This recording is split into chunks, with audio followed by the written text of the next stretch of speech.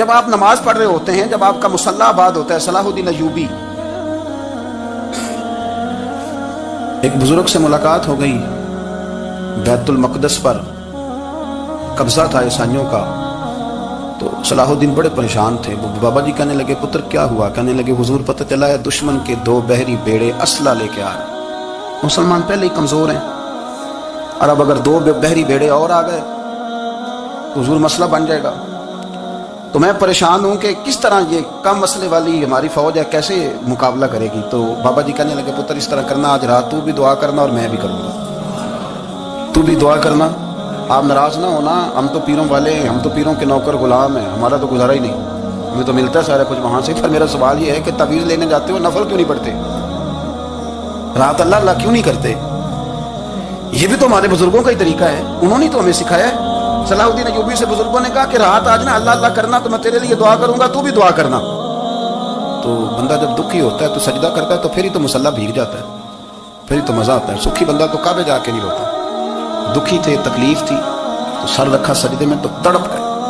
اور وہ بابا جی کہتے ہیں میں مسجد آیا تو صلاح الدین چیخے مار کے رو رہا تھا اور کہہ رہا تھا مالک میں کوئی اپنی شان کے لیے تو نہیں نہ لڑ رہا، اللہ کو میں کوئی قبضوں کے لیے تو نہیں لڑ رہا، مالک تیرے لیے لڑ رہا ہوں، مجھے بے آبرو نہ کرنا، میری مدد فرمانا۔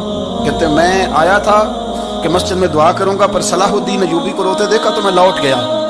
تو سویرے صلاح الدین ملے تو بڑے خوش تھے۔ میں نے کہا پتر کیا ہوا؟ کہنے لگے حضور وہ بحری بیڑے 2 آ رہے تھے نا اسلحہ لے کے، دونوں ڈوب گئے پانی میں ڈوب گئے۔ تو بابا جی کہنے لگے صلاح الدین وہ پانی میں نہیں ڈوبے، وہ تیرے آنسوؤں میں ڈوب گئے، وہ غرق ہو گئے۔ وہ جو تو نے مصلی آباد کیا تو وہ تیرے آنسوؤں میں ڈوب گئے، وہ غرق ہو گئے، وہ تباہ اتنے قیمتی تھے، تیرے آنسو کے بہا لے گئے دشمن کے بحری بیڑوں کو۔ میرے بھائی میرے عزیز سمجھ لیں اس بات کو ہمیشہ کے لیے، اور اس پر غور کرنے اچھے طریقے سے کہ میرے رسول کریم سید عالم صلی اللہ علیہ وسلم نے نا ہماری توجہ دلائی، حضور نے ہمیں بتلایا، ہمارا ذوق بڑھایا عبادت کی طرف۔ ایک صحابی تھے حضرت ابو فاطمہ رضی اللہ تعالیٰ عنہ، یہ ترمذی شریف کی حدیث ہے۔ نبی پاک علیہ السلام نے فرمایا ابو فاطمہ قیامت کے دن مجھ سے جلدی ملنا چاہتے ہو کہ دیر کے ساتھ؟ تو کہنے لگے حضور کون ہوگا جو دیر سے ملنا چاہے گا؟ ہم نے تو جان دے دی وعدہ دیدار پر۔ اعلیٰ حضرت فرماتے ہیں جان دے دی وعدہ اور نقد اپنا دام ہو ہی جائے گا۔ مجھے لگتا ہے کہ یہ سودا نقد و نقد ہو جانا ہے، کیونکہ ہم نے جان دے دی وعدہ دیدار پر۔ آپ نے وعدہ کیا تھا کہ مریں گے تو پھر زیارت ہوگی، تو مر گئے ہم زیارت کی خاطر۔ جان دے دی وعدہ دیدار پر تو نقد اپنا دام ہو ہی جائے گا۔ اے رضا ہر کام کا ایک وقت ہے، دل کو بھی آرام ہو ہی جائے گا۔ تو حضرت ابو فاطمہ رضی اللہ تعالیٰ عنہ سے نبی پاک صلی اللہ علیہ وسلم نے فرمایا جلدی ملنا چاہتے ہو کہ دیر سے؟ اس کی حضور فٹافٹ ملنا ہے، میں نے قیامت کے دن آپ سے جلدی ملنا ہے۔ تو نبی پاک علیہ السلام نے فرمایا پھر اس طرح کرنا، دنیا میں رہ کے سجدے زیادہ کرنا، پھر سجدے زیادہ کرنا، قیامت میں ملاقات جلدی ہو جائے گی، قرب ملے گا تمہیں۔ اپنے بچوں کے اندر دیکھیں نا، ہم شوق پیدا کرتے ہیں، ہمیں صحیح لفظ نہیں بولنے آتے پر ہم بچوں میں شوق پیدا کرتے ہیں کہ پتر ڈاکٹر بن جائے گا تو بڑا نفع کرے گا، تو لوگوں کی خدمت کرے گا، ملک و ملت کی خدمت کرے گا، تیرے ابا کا نام روشن ہوگا، تیرے دادا کی تعریفیں ہوں گی۔ ہم یہ ذوق پیدا کرتے ہیں، ہم اپنے نوجوانوں کے اندر یہ فکر پیدا کرتے ہیں، انہیں ہم سمجھاتے ہیں کہ میاں جب تم پڑھو گے، محنت کرو گے تو فلاں آدمی کی طرح تمہارا نام ہوگا۔ یہ جتنا ذوق ہم بچوں کے اندر ان چیزوں کا پیدا کرتے ہیں، ہمیں حکم ہے کسی طرح ہم ذوق پیدا کریں کہ پتر نماز پڑھے گا تو اللہ راضی ہو جائے گا، تو سجدہ کرے گا۔ دیکھیں نا میرے رسول کریم علیہ السلام نے فرمایا 7 سال کے بچے کو مسجد لے کے جاؤ، یعنی اسے شوق دلاؤ، اس کے اندر یہ خاصیت پیدا کرو کہ اس کا دل کرے مسجد میں جانے، اس کے اندر یہ خصوصیات لاؤ کہ وہ ہمارے ہاں نا ہر چیز کو پروموٹ کیا جا رہا ہے، ہر چیز کو، یعنی سر سنگیت سکھانے کے لیے اکیڈمیاں بن گئی، ہر شے پروموٹ ہو رہی ہے، عبادت کا جذبہ کم ہوتا ہے، اللہ کا ذوق ہمارے اندر نہیں رہا۔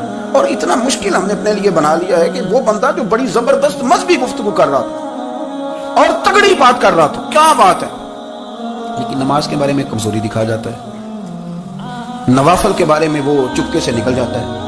امام احمد بن حنبل رحمۃ اللہ تعالی علیہ، مسند امام احمد بن حنبل 14 جلدوں میں ہے مارکیٹ میں، اور مجھے تو خیر پسند ہی پڑی ہے، میں نے تو کئی دفعہ پڑھی ہے۔ اور کیا بات ہے، امام احمد بن حنبل کیسے تگڑے قسم کے محدث تھے، اور اللہ نے کتنا انہیں اعزاز عطا فرمایا ہوا ہے۔ یہ کوڑے بھی کھاتے تھے دین کی خاطر، سارا کرتا لہو سے بھر بھی جایا کرتا، بڑا اعزاز والا شخص تھے، بڑے اعزاز والے۔ حدیثیں جمع کرنا، حدیثیں لکھنا، حدیث پڑھانا، سارا دن رہتے تھے. کہہ سکتے تھے کہ میں کر تو رہا ہوں کام، اور حدیث بھی موجود ہے کہ عالم عابد سے افضل ہوتا ہے، پر اس کے باوجود امام احمد بن حنبل رحمۃ اللہ علیہ 300 نفل فرض نمازوں کے علاوہ پڑھا کرتے تھے. 300 نوافل روز پڑھا کرتے تھے. ان کے بیٹے نے کہا ابا جی مکان خریدنا ہے تو جگہ کہاں کر کے لوں، بہت ساری آبادیاں. تو فرمایا پتر وہاں لینا جہاں مسجد قریب ہو. میرے رسول کریم سید عالم صلی اللہ علیہ وسلم اتنا پسند کرتے مسجد کو، اتنا پسند کرتے نماز کو، کہ رسول کریم صلی اللہ علیہ وسلم تہجد کی نماز بھی پڑھتے، پھر حضور فجر کی نماز بھی پڑھتے. نبی پاک وتر کو الگ کر کے پڑھتے، عشاء کے ساتھ نہیں پڑھتے. یہ تو ہم اس لیے اجازت دی ہمارے بزرگوں نے کہ بعد میں اٹھے گا کون علیحدہ وتر پڑھنے کے لیے. عشاء کے ساتھ پڑھ لیں. وتر پڑھتے، تہجد پڑھتے، فجر پڑھتے، اشراق پڑھتے، چاند پڑھتے، پھر مغرب کی نماز کے بعد 6 رکعت توابین پڑھتے. کھیتی باڑی کر کے نہیں، محنت مزدوری کر کے نہیں. جناب عائشہ کہتی ہیں میں یہ بھی دیکھتی کہ حضور ایک آیت شروع کرتے تو ساری رات اسی کو پڑھتے، اور میری نظر جاتی تو قدم مبارک پہ ورم آ جاتا. یار نماز پڑھ پڑھ کے اتنی مشقت کر کے، اتنی جد و جہد کر کے ورم آ گیا. یا رسول اللہ اتنی محنت کیوں کرتے ہو؟ فرمایا افلا اکون عبدا شکورا، کیا میں اپنے رب کا شکر گزار بندہ نہ بنوں؟ صحابہ کا ذوق عبادتوں کا، ریاضتوں کا، تلاوتوں کا، طبیعت ہے ان کی.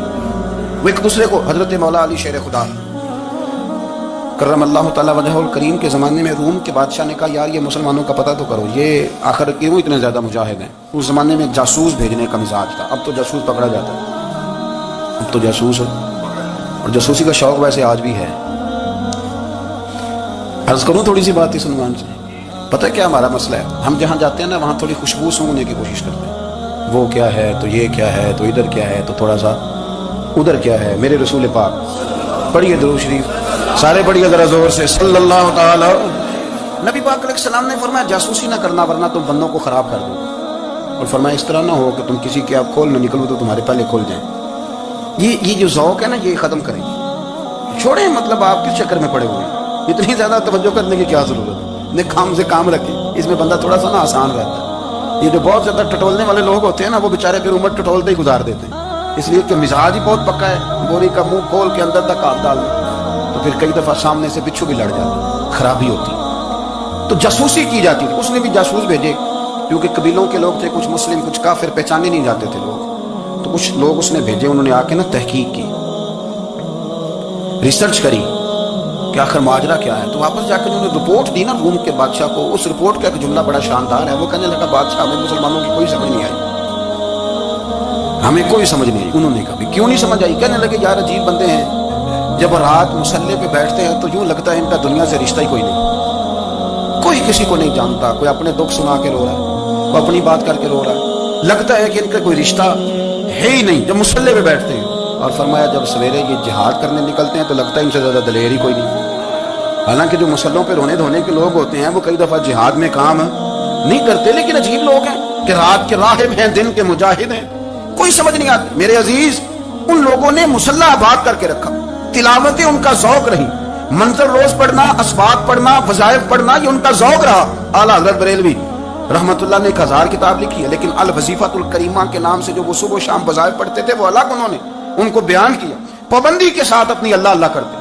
شیخ شہاب الدین سہروردی رحمت اللہ علیہ اس پر ایک بندے نے اعتراض کیا. اس نے کہا جی آپ کس قسم کے صوفی ہیں، مرید بیٹھے ہیں اور آپ وہاں نفل پڑھ رہے ہیں.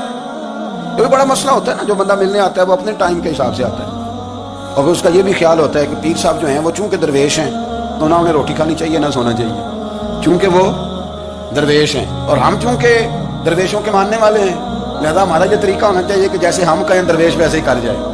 حالانکہ جس کو ہم درویش کہیں گے آپ اس کی مانیں گے، آپ منوائیں گے نہیں. ہمارا مزاج ہوتا ہے. شیخ شہاب الدین پر لوگوں نے اعتراض کی، حضور لوگ ملنے آئے ہیں، زیارت کرنے آئے ہیں، یہ بندے دعا کرانے آئے ہیں، اللہ اللہ کرانے آئے اور آپ نفل پڑھ رہے ہیں. کیا جملہ ہے، کیا حسن ہے، کیا خوبصورتی ہے. فرمانے لگے رب رسول سے مانگنے کے لیے مصلی بچھایا ہے، اگر وہاں سے مانگوں گا نہیں تو تمہیں دوں گا کیا؟ پہلے مجھے کچھ لے تو لینے دو، اگر میرے پلے کچھ ہے ہوگی تو آگے دوں گا نا. تو میں مانگنے گیا تھا کہ یا اللہ دے، تیرے بندے لینے آئے دے، تو میں کچھ لوں گا تو آگے دوں گا نا.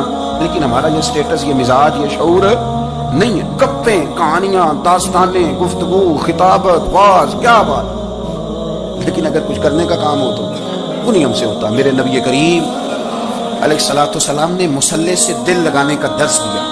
حضور نے توجہ دلائی. صحابہ اس ذوق کے حامل لوگ تھے، وہ کوشش کرتے تھے. جناب صدیق اکبر رضی اللہ تعالیٰ عنہ کا عبادت کا مزاج ہمیشہ قائم رہا. حضرت عمر فاروق ساری رات اللہ کے حضور کھڑے رہے.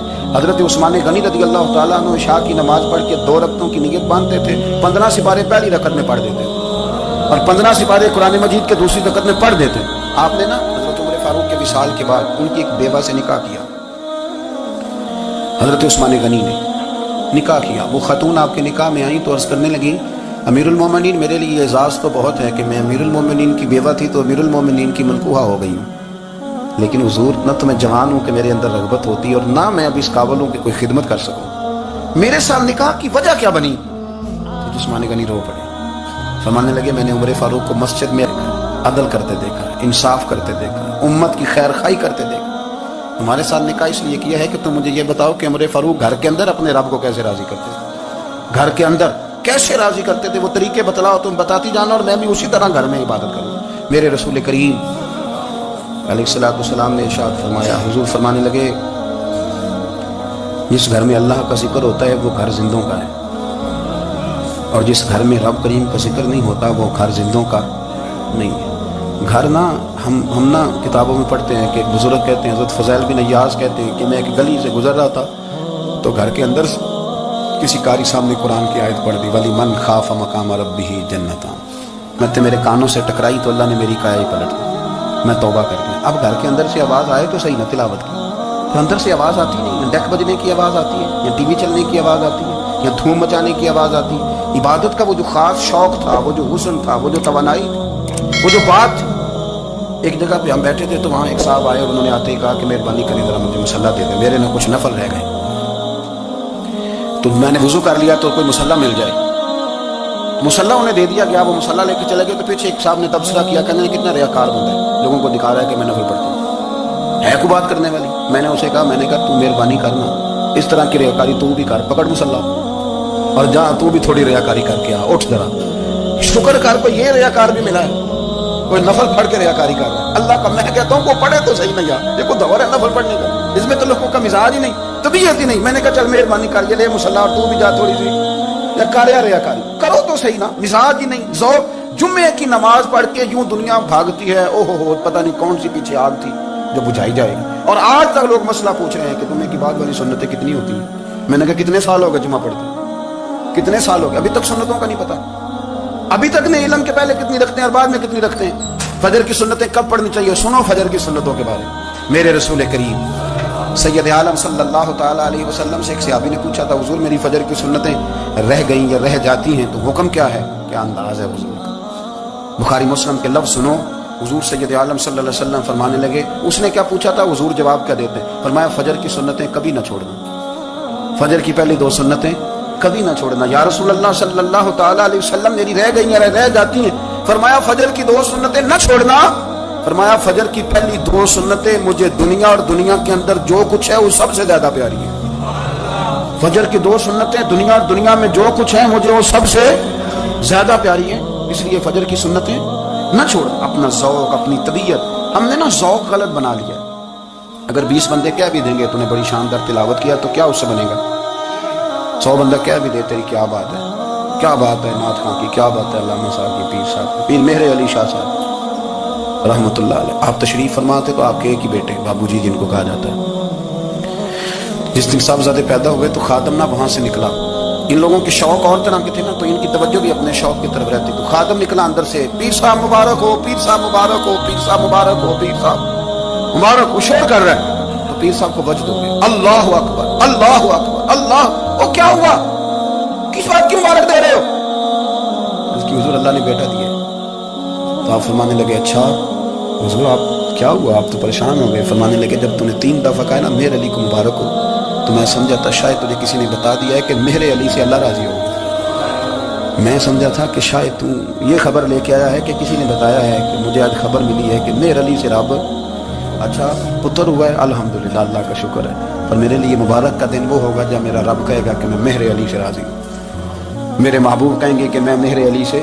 آپ بات کو سمجھیں. شوق ہی کسی اور طرف تھا، دل ہی کہیں اور لگا ہوا تھا، طبیعت ہی کہیں اور مائل تھی. کوئی وظیفہ پوچھتے تھے تو پڑھتے تھے وہ لوگ، کچھ اللہ اللہ انہیں بتائی جاتی تھی تو کرنے کا ذوق رکھتے تھے، طبیعت تھی، قائل تھے.